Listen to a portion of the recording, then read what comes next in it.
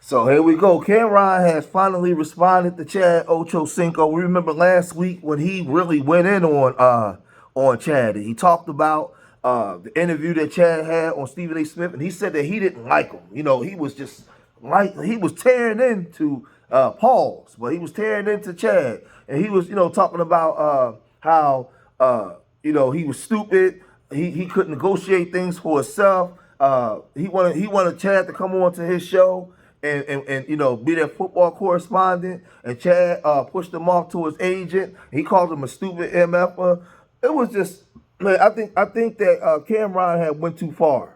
He was just saying how he don't like him and he wanted to go in on him for so long. But Chad Ochocinco responded when he got wind of that. And on the Nightcap podcast last week, he really went in and laid into Cam and put Cam in his place. Let's revisit that part first. Y'all remember this? Cam has some stuff to say, and I had to think about it, and I had to listen to it and think about some stuff that was brought up from 2 years ago, where I said, Cam, you my mans, and I'm coming for your spot. Now, I'm not sure how that's taken as hate when all you have to do is understand that I'm saying I'm coming for your spot because I see you as the standard that is setting the bar in that specific space. Mm-hmm. So you took that as an insult, which is weird to me. I'm not sure how you can do that. But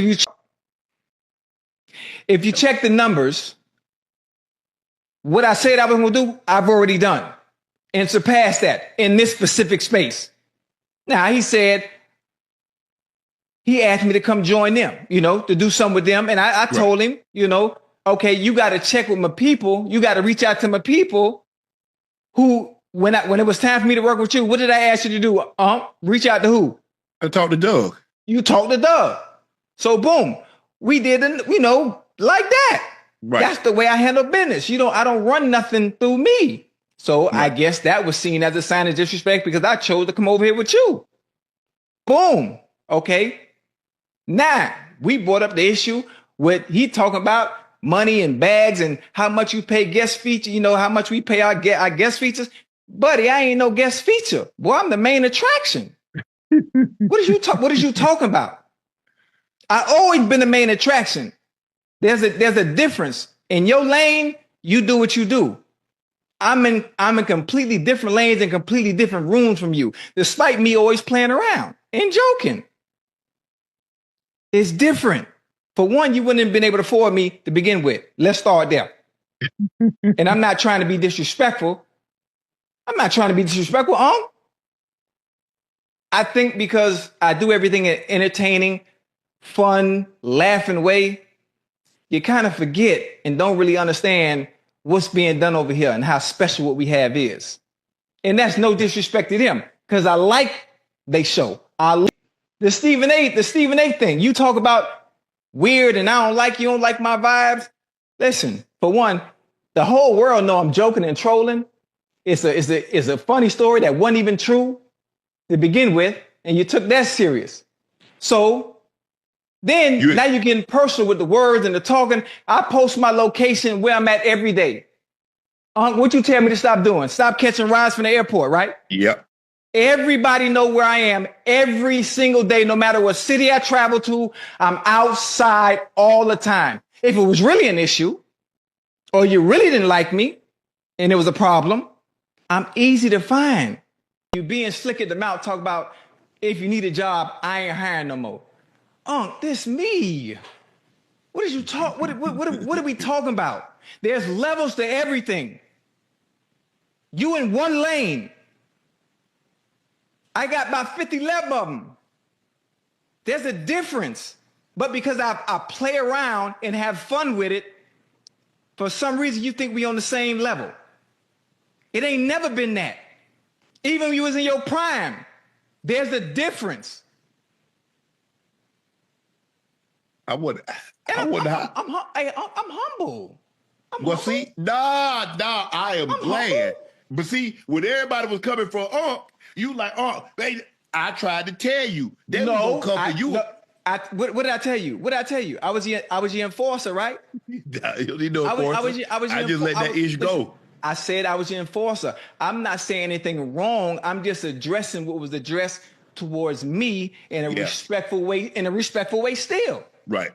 As a small reminder. Like Ocho, whatever the case may be. I wish you guys nothing but the best. But I do know there's enough room for everybody to get a piece of this pie. And so that's the way I'm going to approach it. So I wish you guys the best. Whoa. Hold on. Come on with that humble shit. There's enough room for everybody to get a piece of the pie. But you know who's going to get the bigger piece? Man. Y'all heard Chad Ochocinco basically tell him, like, you can't afford me. We're not on the same level. There's levels to this thing, right? You in one lane. I got 1,000 lanes. When you was in your prime, at your best, you was still not on my level. And that's what he was trying to tell him. So he basically trying to tell him, I ain't with all that Harlem hustle. Man, shut up. Don't bring that over here. That's what Chad was telling him. It's lanes to this, and we ain't even in the same rooms. You ain't got enough money. You can't afford me. Because a lot of times Camron can be very arrogant. So Camron responded. And Camron wasn't arrogant in his response the way he was. Because I'm going to tell you, what Chad was so cool and vicious with it, he kind of humbled Camron, because Camron know you ain't on his level. You ain't on his level. And Camron got some phone calls, I guarantee you, from people that Shannon Sharp and Ochocino make a lot of money from, right? He got some phone calls because he was very humble in his delivery. And what he said, now he put a little jokes here and there, but he apologized to Chad Ochocino, right? And usually Cam is very arrogant, but this time he was trying to bully up, and he was bullying above his pay grade, and this is why he was forced to apologize. But check this out. Last week I said some things about Chad Ochocinco, and usually when I say it and I move on, I don't really get. I say it. It is what it is. I say shit. You say shit and regret it. That's my philosophy. I don't care. But we have a few mutual friends, and I want to just point that out. After I looked at it, I was like, yo, I did kind of go hard on Chad. And my brothers tell me, and my brothers with me too, they be on bullshit. They're like, Cam, it kind of was kind of crazy. I said, I do crazy though. That's what I do crazy. He said, yeah. And then they told me what he said, and I was like, was he being slick? And he's like, nah, it's kind of like he was kind of defending himself. So I want to say this. And then I seen clips of it. I didn't watch the whole interview. And I seen Uncle Shannon, Uncle say that it seemed personal. None of this is personal. So that's the first and foremost. I have no beef with of course, Shannon Sharp or Chad Ochocinco. I just wanted to say, if I went a little bit hard, I apologize. But the thing is this, you threw me off when you said you were talking about your piece with Stephen A. Smith. I'm uncomfortable still bringing it up. And if you say you was trolling, talking about your piece with another nigga, that triggered me to order let off after that. I'm not, I think maybe the young niggas, whatever, and I'm not judging, like I said, I ain't got no problem. But you and Stephen A. talking about your 3-inch piece, turning it to 11 was kind of wild, and it may have triggered me. So if I went hard, I'm a little bit sorry. Not crazy, but a little bit. And the next thing is, I also seen what you said about the agent. I talked to your agent. Let me explain something about that, right? I come from a situation, and I dig it. So after talking to a few people about that sport and people higher up in sports that I deal with, that's how you guys came into the game. And I understand that completely, to where I negotiate my own shit. So when somebody has to talk to your agent, that's how it was since you was coming out of college. That's how it is 20 years later, 30 years later, or whatever. You guys have agents. You guys don't usually speak for yourself. And that's how y'all do business. To me, personally, and there's no right or wrong, I'm just expressing how I feel about that. If I'm the person doing business with you and I'm talking to you, why do I got to talk to another what you want? Unless you can't negotiate for yourself. And I'm not saying there's nothing wrong with that, but I'm just coming from that. A lot of people sit there and wait for their agent to do this or their manager to do this and not know what they're getting, et cetera, et cetera. Really what they're getting what their agent tell them they getting. And then you paying a nigga where you could have kept that money for yourself.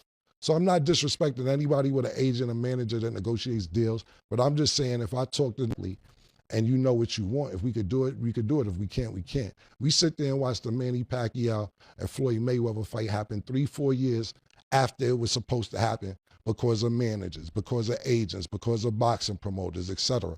For that fight to happen, you know how that fight happened? Manny Pacquiao was at a basketball game. Floyd Mayweather was at a basketball game. Floyd Mayweather walked over to Manny Pacquiao, They had a 15-minute conversation, and the fight happened 2-3 months after that. It wasn't a bunch of people in the way. Now, do you need people signing to get the contracts together, etc.? So I can't fault you for having an agent not talking for yourself if that's how you came in the game. I just come from something different. That's first and foremost. And I'll wrap it up with that. Lastly, I'll say is this. You guys are doing a great job. I'm not hating on your show or whatever, but I'm doing a spectacular job. I'm that nigga. That's why you mentioned my name in the first place. And you're doing really good. You're doing good, Chad, and I'm proud of you. But you're not the main attraction on your show. You said you're not the main attraction. You're the coleslaw that comes with the meal. You relish. You anchovies. Shannon Sharp could do this without you, even though you're a good addition. You know those motorcycles with the little thing on the side? That little drink? That's you. It's Batman, it's Robin on the side. But yeah, you know I love you. I hope I didn't offend you too much, but you definitely anchovies, nigga. I'll say this, as black men, we got to stop fighting and going back and forth with each other online. Everything ain't a fight. Everything don't got to, we got to learn how to, whether we on the block with the hot clock or in the boardroom, we don't get along. We got to learn how to get along and stop disrespecting each other. Stop putting each other down. So I'm glad that he took this stance, and I feel like he was forced to take the stance. Because he said he got some phone calls, and then he was talking to his friends, and he knew, this dude got more paper than me, man. This dude got more power than me, man. I think I went a little too far. I'm gonna have to backpedal a little bit. I'm gonna have to stand down some, right? Well, why should he even have to come to this? Why should he even have to come to this? I thought the Cam was out of line when he did it in the first place because it wasn't worth doing it.